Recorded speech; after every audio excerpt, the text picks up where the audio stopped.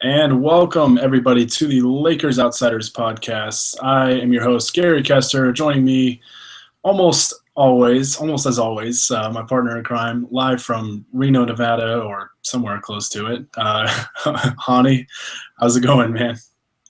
Pretty good. Reno, Nevada is not a great place to live right now. 2 straight losses, one for the Wolfpack, one for the Bighorns.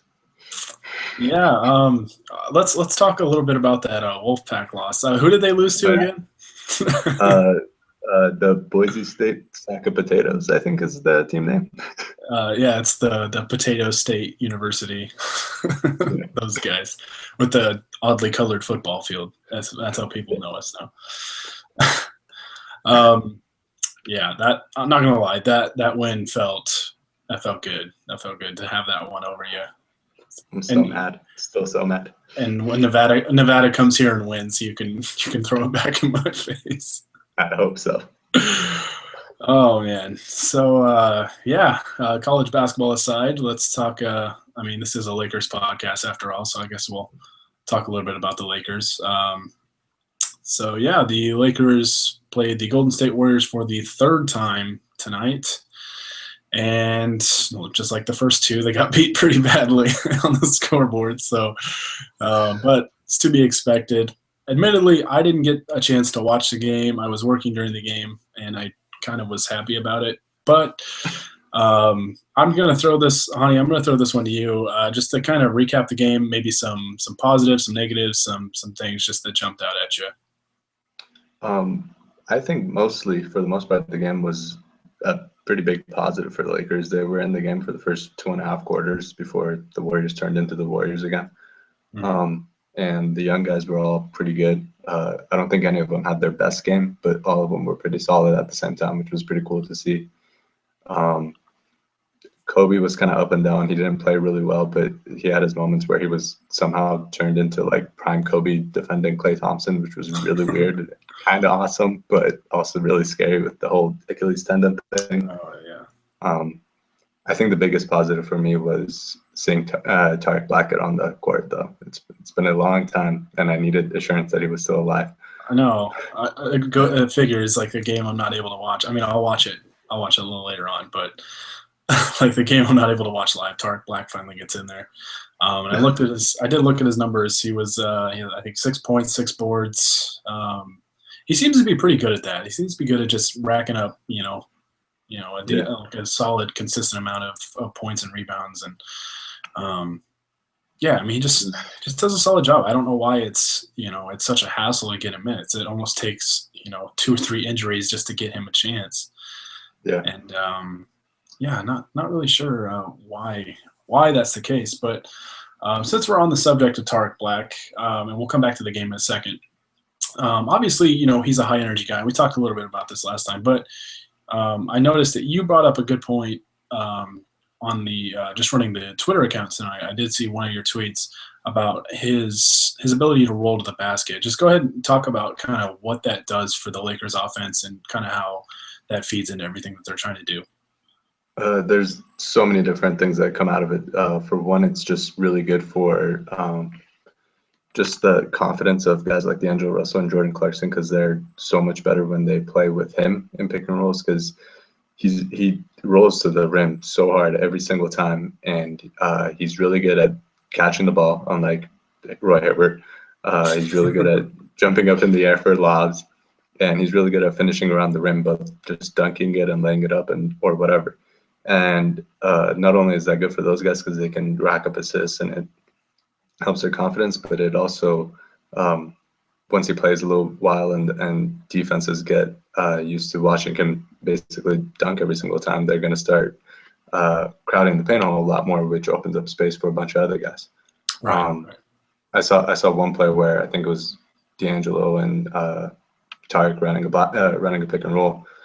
The whole Warriors team basically just went into the paint to make sure he didn't get a dunk, and Russell threw a really nice pass to Lou Williams. I don't think they got points out of it, but it was the moment where either Lou could have gotten a shot, or while I think Klay Thompson was closing out on him, he could have easily attacked off the dribble and gotten a layup for himself. Right, right, and that's the whole point is that it creates a quality look, whether it's a blow by and drive to the basket or it's an open shot from the perimeter. Um, yeah, I mean, as you were kind of talking about that, one thing that popped in my head was Tarek Black is like the complete opposite of Roy Hibbert as a pick and roll player. Like he's a Yeah, guy that catches passes, he's a guy that finishes well inside. He doesn't end up on the floor for one, and like he's a good athlete. He gets up and you can throw lobs to him and things like that. And yeah, I mean, it's just like I said, it's just very confusing to why the Lakers haven't utilized him. I saw this on Twitter earlier today. I don't know who it was. It might have been Jerry Kachoyan. I think that's who it was. But brought up the point, and maybe they're not playing him a lot because they want him back on a really cheap deal next year, and maybe they feel like if they play him consistently, that teams are going to start to take notice and like, hey, this guy's pretty good and can be a backup power forward, a backup center, whatever the case may be. And so maybe that's something that factors into it. Um, I think Tark Black likes LA though. I mean, once the yeah, Rockets cut him, nobody else really wanted him. I mean, the Lakers picked him up and have somewhat given him a chance, I guess. Not really a fair chance this year, but no, I mean, he's a guy I want to see on this team moving forward because I think he's a great fit alongside those guys, Clarkson and yeah, and Russell. And I'd like to see Randall at the 4 and him at the 5 at times. So yeah. you can't underestimate his importance in the pick and roll game because the Lakers have pick and roll guards. Right. So, They had a lineup of Russell, Clarkson, Anthony Brown, Randall, and Black at one point, and it was just I don't have numbers on it, and I don't even remember if they really played all that well together. But it was just so nice to see that. oh man, I'm gonna definitely have to go back and watch the game tonight. Then, like, I didn't even realize that they had that lineup. Like, I mean, that's awesome right there. That's a Yeah, lineup. Like, I mean, you talk about floor spacing, guys that can, dive to the basket and pick and roll players. Like, oh man, Dan Tony he would actually love that lineup. he had a really good play. Tarek Black did there too, where he really helped Randall. They ran a pick and roll with Randall, and Randall was under control, got the ball, and dumped it off to Tarek Black because he's really good at also cutting behind defenders when he's not in the pick and roll, Hmm. and he got a dunk off of that, and that was really nice to see too.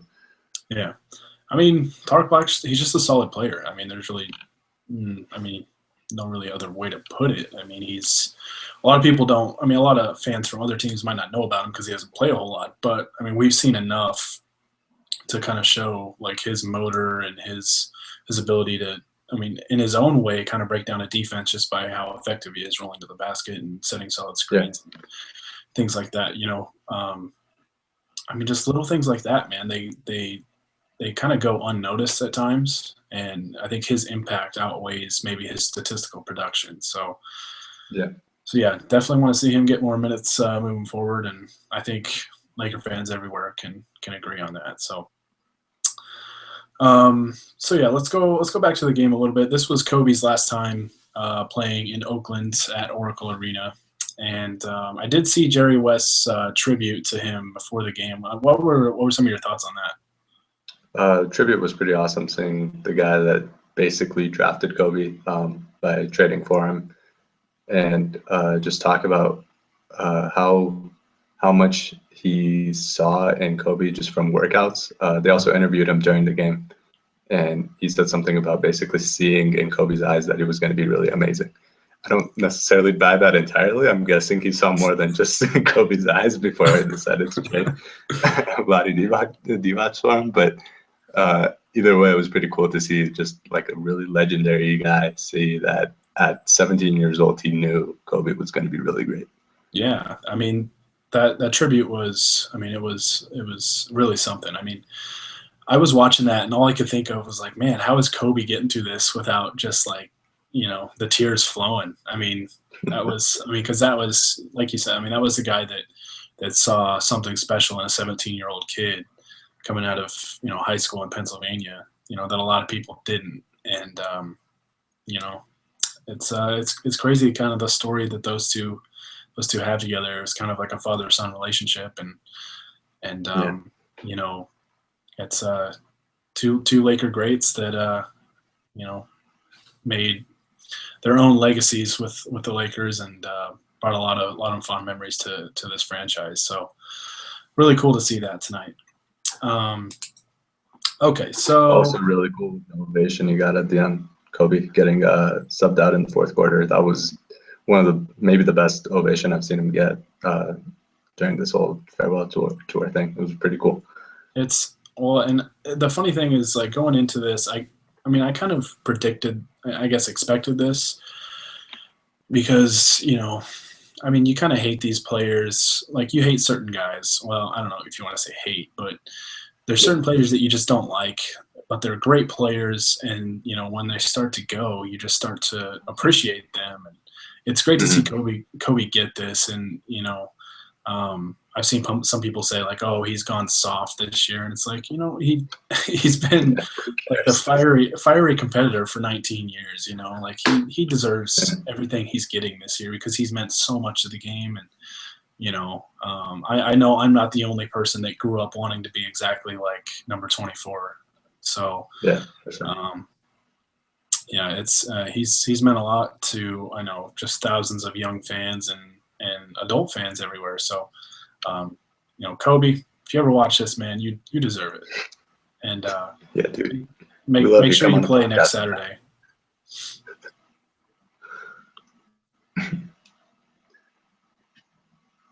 Oh man, we thought we were gonna make it through without any internet problems, but Gary's out, and I'm just gonna talk for a couple Hello. seconds until he's back. Yeah, little hiccup. That's the bad thing. It's like, I didn't know if it was me or you, so I was like, I'll just assume it's me and just get back. Like I said, my connection again. Okay, so we've talked about Kobe. We've talked about Lakers past. Now let's talk about Lakers future and present. So I noticed after the game that a lot of people were not happy with either Julius Randle or D'Angelo Russell. Basically, one guy even said that Julius Randle is quote unquote trash or weak. Oh man. Oh And man. I I went and looked at the box score, because I didn't get to watch the game, and I was like, I was expecting Randle to be like 2 of 14, like something like that, like a bad game. And I'm like, okay, 7 of 14, that's not bad, 50%. It's like 14 points, okay, 9 rebounds. It's like, what is this guy complaining about? like that's a solid game. Like, I think Randall played like 29 minutes, and I think Russell did too, and Russell had 14 points and 3 assists. Yeah. But no, and I proceeded to get into a little argument with this guy, and I think he took it a little more personally than I did, because I actually was presenting stats and stuff. But no, the response I got was that Randall could easily be an 18-point, 13 rebound per night guy, and that was the point where I was just done with the conversation, because obviously I wasn't going to get anywhere. So we're going to talk a little bit about just expectations of young players nowadays with the social media era, and just all that. It's pretty crazy. Just, I mean, these kids are expected to be stars right away from certain fans, and I mean, it's just absurd to me. Honi, what are some of your thoughts? Do you think, if you're drafted in the top 10, you should be at least like really like somewhat solid right away, or should they be really good, or like, am I being too patient with these guys, or what? No, I don't think you're being too patient. I think obviously you expect guys in the top 10 to be pretty impactful right away Mhm. and just play big minutes for you and be able to do nice things. But for the most part, what I want to see is just kind of the potential and the ceiling that they have. Like if that guy's saying that he's trash, but he can easily be an 18 and 13 guy, that shows me that he has a ton of potential and he can be really good. So like, I mean, yeah, maybe he's not doing that right now in basically his rookie year, but it shows you that he can be really good. Plus, he already had like 22 and 15 against the Mavs one time, but whatever. And like the same thing with Russell, where he struggled a little bit early on. both in preseason and a little bit in the regular season. But now he looks like he might be the best player on the team. And like tonight, he didn't have a statistically awesome game, but he held his own going against the best point guard in the league. Somebody told me he looks like a high schooler playing against pros, and I'm like, well, one, he's only 1 year removed from high school, and two, he was playing a pretty damn good game. Yeah. Well, and it's crazy that people, like Randall had 14 points and nine boards, and he's going up against guys like Draymond Green and. And he actually played pretty good defense on Draymond too. I saw Draymond's mom was pretty ticked off at her own son for not playing well. Oh, you gotta love those players' moms. No, I mean, and that was part of my point tonight was that the Lakers are going up. They were going up against the best team in the league. These are the defending champs that have lost 3 games all year, and we're halfway through the season. I mean, just putting up video game like numbers as a team, and I mean, I look at how some young guys have performed just in years past. When you look at Andrew Wiggins last year, I mean, everybody was quick to label him a bust right away because he wasn't scoring efficiently, and young guys usually don't score efficiently.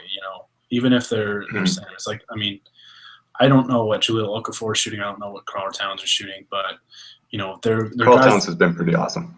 Yeah. Towns has been like really good, but he's had his moments too where you can tell like this is a rookie. So, no, it's just crazy that everybody's so quick to judge these kids. Randall I think just turned 21. Russell's still 19. I kind of compare it to somebody starting a brand new job, and just throwing them out there to the wolves like without much training. It's like obviously you're not going to be that great at it right away.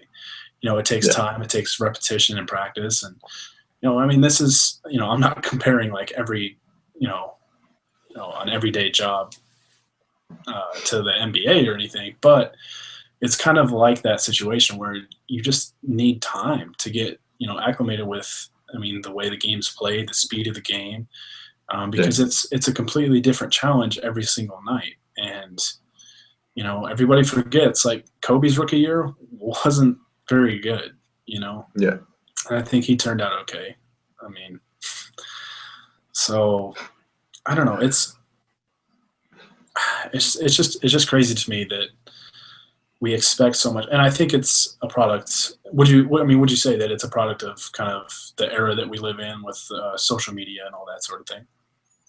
I think so. I mean, like, as Lakers fans, a lot of us probably see just highlights of the other rookies, and you see like Karl Anthony Towns does something really awesome, or Porzingis throws down a giant putback dunk or whatever, and you think that those guys are playing really well all the time, and they've been absolute stars right away in their rookie year.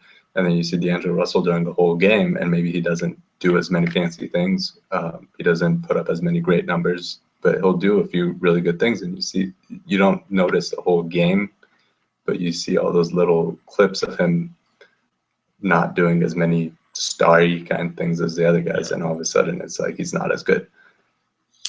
Yeah, it's one of those weird things. Like I've been in a number of arguments with people on the subject about what to expect from rookies right away and this and that. The key is for them to keep improving, and the encouraging thing with the Lakers young guys is they've all shown flashes of what they can be, and if Russell's career high or season high this year was like 14 points, 15 points, it's like, yeah, you might have a little bit of an argument there, but he's had multiple games where he was, just lighting a defense up, whether it was, with his passing or just scoring at will. I mean, he's had at least a handful of games where he scored over 20 points this year. And the kid's 19, so, they've shown flashes. It takes a couple years, to really put it all together and become consistent. Anthony Davis, you look at what he is now, like his first 2 years were up and down. He was very talented, obviously, but he wasn't anything what he is now. That like third year, I think it was his third season, was like the crossover point where he went from like this young, player trying to piece it all together to just like, wow, like he's really figuring it out now. And people forget and even that. now he's struggling every now and then. Like Yeah. he's been in the league a long time. He just got a massive extension, and he still has those games where you're like, okay, he's still like 23 or whatever. Yes. Yeah, exactly. And it's I don't know. I think it's a product of everybody kind of has a voice nowadays, with Twitter and Facebook and all this stuff. As in the old days, it was kind of like, you just kind of heard what reporters said and beat writers and things like that. Yeah. But yeah, I mean, my advice is to all of you out there: just be patient, just relax. This is my Aaron Rodgers moment. Just relax. Oh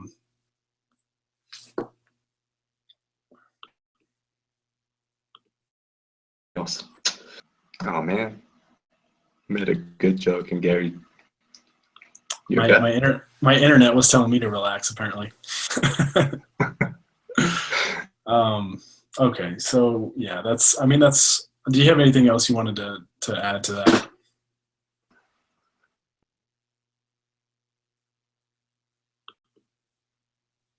I mean, man, relax is a trigger word for Gary's internet, apparently. Okay, I think I'm okay. I think we're okay. See, it was all your internet before we went on, and now mine's just choking on the big stage. Okay. Now, did you have anything else? I know. My internet should be averaging 18 and 13 a game. All right. Did you have anything else that you wanted to kind of just add on the subject? Maybe since we were talking about examples of guys, what about Jordan Clarkson? Like he was pretty bad early on. The first couple of games that he got minutes, he wasn't very good at all. And then post All-Star break, he turned into an All-NBA rookie. So yeah, I think we're okay waiting. Yeah, and that's true. And and you look at Clarkson too. He was 22 years old at the time. So he was 3 years older as well. So. It just takes some time. Every now and then you'll get a LeBron or a Tim Duncan, guys that come in and just produce right away in multiple facets of the game. But even like Jahlil Okafor, you look at now, like he scores really well, and I don't know how efficient he's scoring. I think it's decent, but you look at other aspects of the game, and he's really struggling, like defensively, on the glass, and just things like that, and. It just takes time. Just takes time, So just got to be patient. Enjoy the process. Enjoy watching these guys grow, and the end result, the final product, will hopefully be satisfying. Yep. All right. So now that we're done backing up the young players, even though one of them was singing Lady Gaga in the locker room after the game. Looking at you, D'Angelo Russell. For those of you that paparazzi while the interview's going on. Yeah, I'm sitting there watching Jordan Clarkson's interview, and I hear just like this high-pitched singing voice in the background. I'm like, who the hell is singing? I thought it was Nick Young, to be honest. That's what you'd expect. Yeah, and John Ireland asked Clarkson, "What do you think of D'Angelo Russell singing?" And he's like, well, he just needs to shut up. Oh man, it was a good moment to end the night. But okay, so we got a couple questions. Not a whole lot. This is a really late podcast, so apologize for that. But some of us have to work. And our first question was from Kyle Hartwick, one of our other rookie outsiders. And he just asked, why does Byron? So answer is yes. Yeah, yes. And we'll move on to the next question. Okay, and then this question comes from somebody I think that lives in Utah, and he asked, did the Lakers get on the plane to Utah tonight? And we were both kind of researching it a little bit before we went on, and I don't know. I could see why they would, because then they could kind of rest up a little bit tomorrow, and they wouldn't have to travel. But I mean, the trip back home to LA tonight would be really quick, and then they could leave tomorrow morning. So I don't know.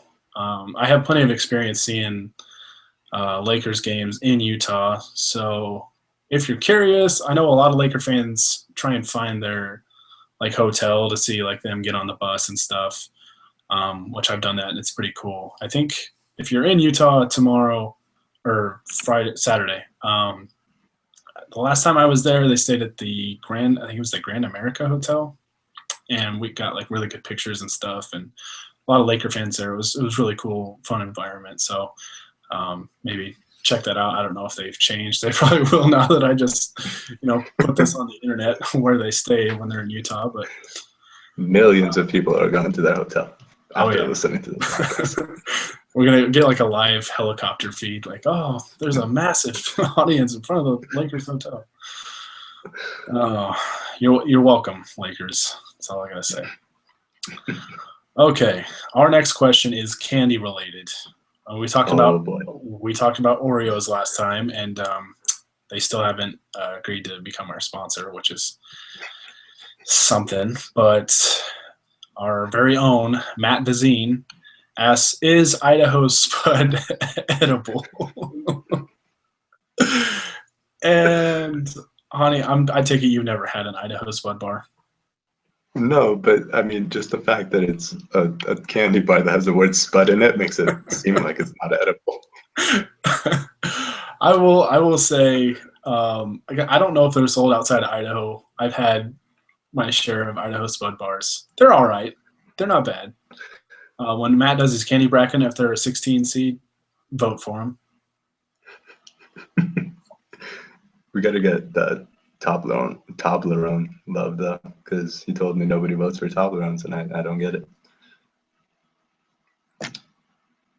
Idaho Spud got Gary's internet going out again.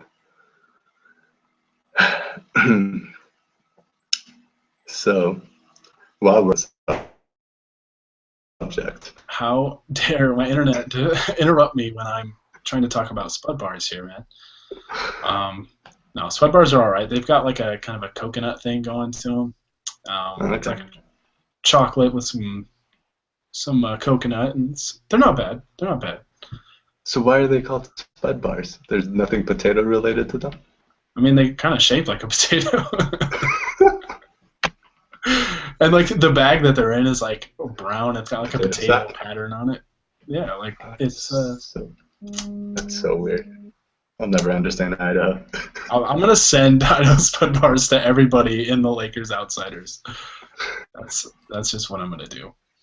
I'd rather be a Spud bar outsider. The Spud Outsiders.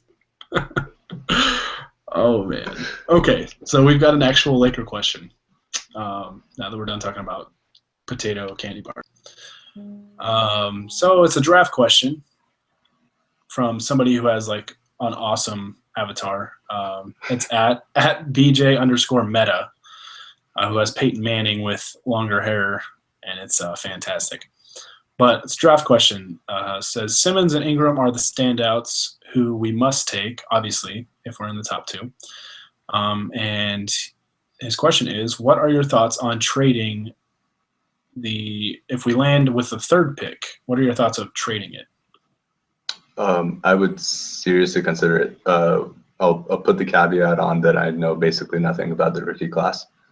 But from what I've just read basically on Twitter, I know that Simmons and Ingram are basically the two guys that you can't really pass on. And after that, it's just a mess of guys that are potentially pretty good, but they're just not locks by any means. So depending on the trade, obviously, I would definitely consider trading it. It's just you got to make sure you can get something pretty good, because if not, I'd rather have the young talent that you can build around. Yeah, I mean, I agree. I mean, it's all dependent on the value that you can get back. If you can get an established player that's, I mean, pretty good already, then yeah, I mean, depending on the player, I would be definitely in favor of it, because I mean, the Lakers have a pretty good nucleus of young talent, but I mean, it always helps to have more young talent. And I just think they could flip that asset for something pretty good. But at the same time, they might not be able to because after the top two, there's quite a drop off. I mean, there's really no clear cut number three in this draft. It's a complete toss up. So I'd be in favor of trading it though if they can get the right deal. But if not, I mean, having a young player that's going to be on a very team-friendly contract for 4 or 5 years or whatever the case is, and you basically control his rights because he'd be a restricted free agent after that initial contract. You control his rights for the first decade of his career. So, it's that's always a good perk to have. So the other thing is I think it's tough to trade like just a pick for a player. You're going to have to send stuff back to match up contracts, and the Lakers don't really have anything to give contract-wise. Yeah, and it's tricky at that time of the year because of the step-in rule. The Lakers have to, if they keep this pick and if they want to trade it, they actually have to make the pick first, which obviously you can work out an arrangement with a team, and draft who they want. But they have to actually use the pick first because you can't go 2 years in a row without not having a first round pick. So, So that's something to keep an eye on. But I mean, it's a long way away. But like you said, you'd have to have some other moving parts in there because the rookie salary for the number three pick I think is around $4 or $5 million, which it might be different with the cap increasing this year. I don't know how it's going to work. I haven't really looked into that yet, but. It's hard to get like an established quality player for $5 million, especially with the way contracts have just continuously, started booming over the past few off seasons and along those lines. So, it's fun to talk about though. It's definitely something to look forward to. Yeah, for sure. All right, that's actually it for our questions. Everything on my timeline is the whole D'Angelo Russell singing in the background. So if you haven't seen that, definitely go to at the Donald G NBA. He's kind of the go-to guy for videos after games, and he's got that of D'Angelo Russell singing, and it's great. So. All right. I think that's going to do it for us today. Honi, did you have anything else you wanted to talk about? Any questions? Anything at all? No, not a whole lot. Just getting excited about playing in Utah in a couple of days. Well, not me, but the Lakers. I'm still a free agent if they want to holler. I'll take that 10-day deal. Throw me in that boat too, Lakers. I can be a catalyst too. So.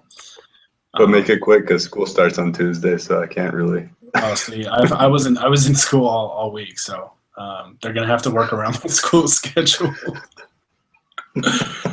Oh man! All right, before this gets out of hand like the last podcast with the Oreos, I think we're gonna sign off. Thanks everybody that followed along. Thanks to those that sent us questions. We got one serious question, so that's pretty good. Honi, thanks for jumping on the podcast with me, even though your team lost the other day. Yeah. Just gotta throw that out there that Boise State beat Nevada in basketball. And I'm not even gonna talk trash because I know as soon as I do, Boise State's gonna lose. So that's what happened to me. Yeah, don't talk trash till after the games are over, kids. All right, that's gonna do it for us. Lakers play in Utah on Saturday evening. Stay tuned for that. We'll try and have a podcast after that game and discuss what happens next. So we'll see you guys later.